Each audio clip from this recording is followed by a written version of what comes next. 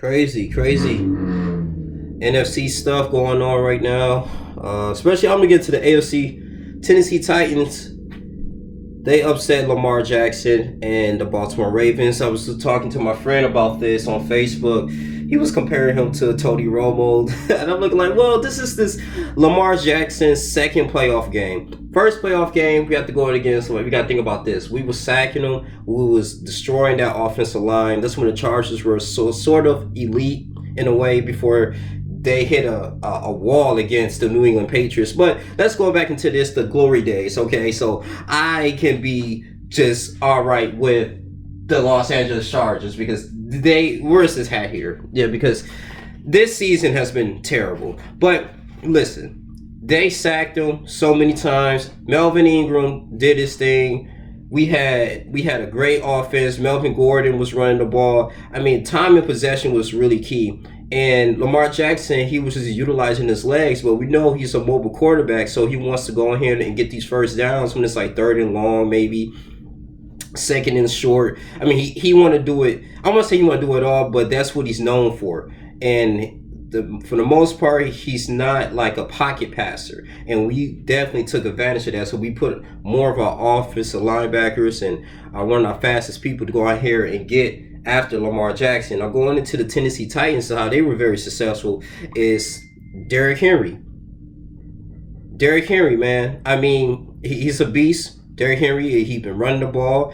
I mean, the defense was on the field for a while. They was on their heels, and they was trying to pretty much have a real game strategy, like have the defense beat you, because we know that Lamar Jackson and the Baltimore Ravens can score at will. We understand that. We completely understand. They've been annihilating and beating teams ridiculously all season long. Seriously, like 3 or 4 possession games. I mean, they just been dominating. But when it comes to the playoffs time, and again, we see this with Lamar Jackson.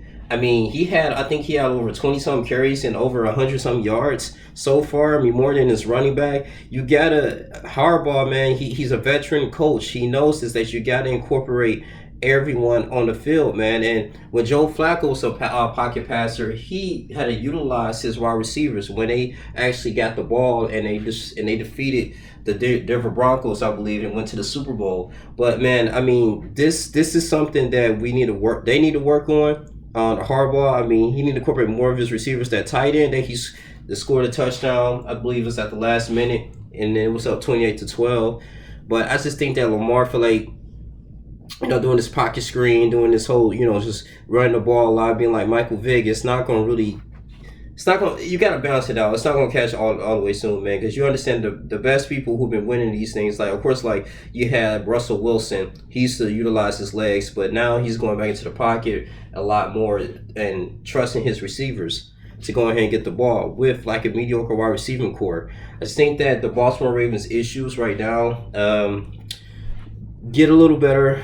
An offensive line's all right. Running back is cool, but get another more like a strong in depth wide receiving core. But you got to tip your hat to Ryan Tannehill. Ryan Tannehill ain't the best quarterback in the league. I'm not going to sit up here and lie to you, but I got to give credit when credit is due. Like I said before, Ryan Tannehill, he did his thing. I mean, coming and improving from the Miami Dolphins.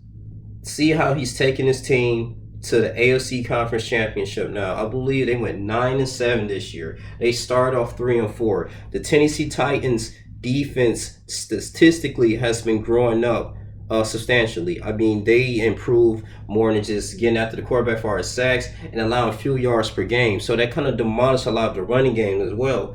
And I mean, it was just like 3-0. That was really going on. This is crazy. I mean, this is one of the things that's just how you win. Good defense, running backs, everybody's on cue, and it relieves a lot of pressure from Ryan Tannehill. But you go back, Peyton Manning, Eli Manning, people like that.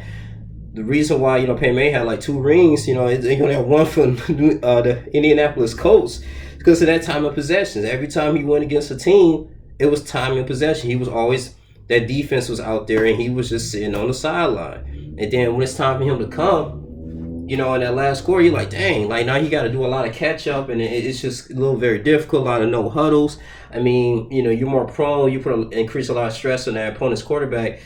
For the most part, it eliminates a lot of focus from them. And I just think this is what they did. I mean, this is what the Tennessee Titans coaching staff did. It was a very brilliant play here.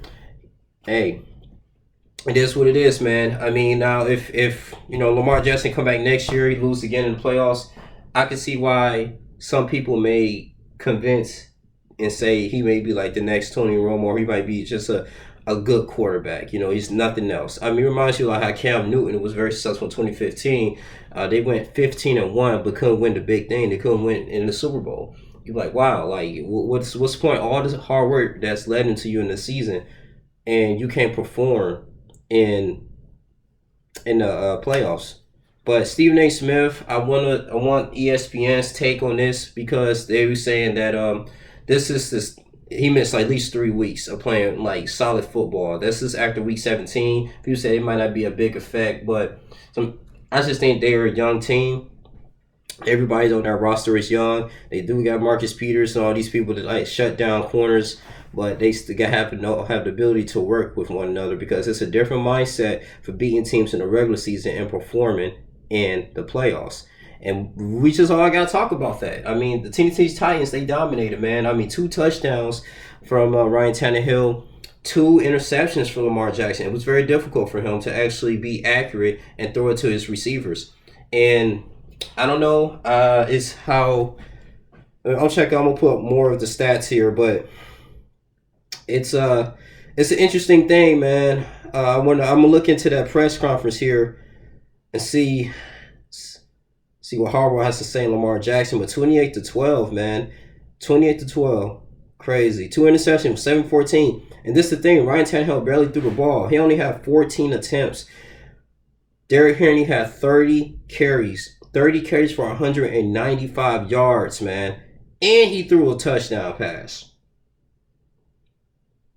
It's crazy, bro. I mean, you gotta give it up to him, man. I mean, it's like a running back leading the whole team. I believe Khalif Raymond had 1 touchdown.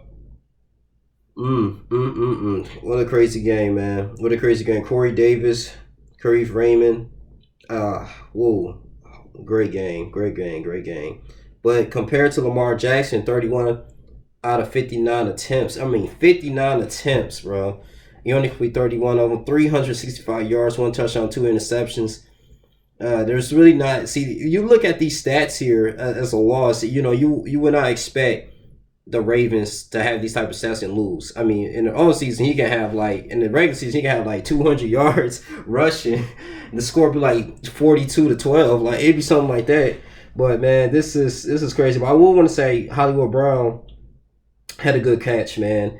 7 reception with 126 yards. Snead is good, but oh man, it's a really a big upsetting thing here, for the Baltimore Ravens fans here. I don't know, man, but it's gonna be a new season, new off season. I'm really curious who's gonna win that Chiefs and Texas game. Hope the Texans win. Can't stand the Chiefs, but I gotta go out here and just say this was a really great attention detail for the Tennessee Titans. I mean, the running back Derrick Henry was just so in condition. I mean, to the point you were at 30 carries, 195 yards. You utilized that run game on the Ravens, and I didn't think that was gonna happen. Tannehill didn't even have to drop back and beat them like that. I mean, just threw 2 touchdowns and win. They was just always in good position, good field position, good kick returning from the special teams, from the punt return. It just allowed them to be in good center position. And so Ryan Tannehill only had 30 yards really to go to get to that goal line and start scoring and being creative in the end zone. And on top of this too, the Ravens had a hard time scoring in the end zone at one time, man, before the half. It should at least been 10-14 before, instead of 6-14. I think that kills some momentum as well, man. So all these things taken into consideration, man, it doesn't matter if you were away or home in the playoffs, man. That's it, because it's a lot of elite veterans that's going into this. They looking at the plays, they understand you, and 9 times out of 10 they probably played you before in the regular season. You're looking at old films. It's a different mindset, because it's like you go home, that's it, you lose and you go home. But it just amazes me how this team just came up, man. This team just came out of nowhere, and just really making it. So shout out to the Tennessee Titans going to the AFC Conference Championship. We're gonna see who they go against when the Texans and Chiefs play tomorrow. And I'm gonna do an NFC recap too about the Vikings and 49ers with Kirk Cousins. And yeah, I had a feeling Kirk Cousins was gonna lose that game too. I mean they was underperforming as well, man. It was a interception. Richard Sherman doing this thing. Jamie Garoppolo is a beast. So it's going to be interesting, man. I don't even know who's going to the bowl this year. So we know it ain't the Ravens. It ain't the Saints. Woo, man. But this is a dramatic improvement from 14 points, too. I mean, you got to think about it, too, how they defeated the New England Patriots, and they managed to be 28-12 in the respectful Baltimore Ravens team. But that's really all I have to say, man. This is something interesting here, man. Lamar Jackson continues to lead. Humble yourself, man. Just get back to the drawing board, and you gotta see what you made up for, man. They just probably need to rely more on the passing game and the pocket game here. But this is your boy Young Lee Jr. You guys continue to like, comment, subscribe. This is my thing. Is very little shock about this. ESPN gonna be laying this up tonight, man, or tomorrow morning, I should say. And I'll be the first one watching. So yeah, man, I'm going ahead and try to get some rest. Go ahead and make this video for you guys. Like, comment, subscribe, donate to the channel if you can. Young Lee Jr. I'm out. Deuces.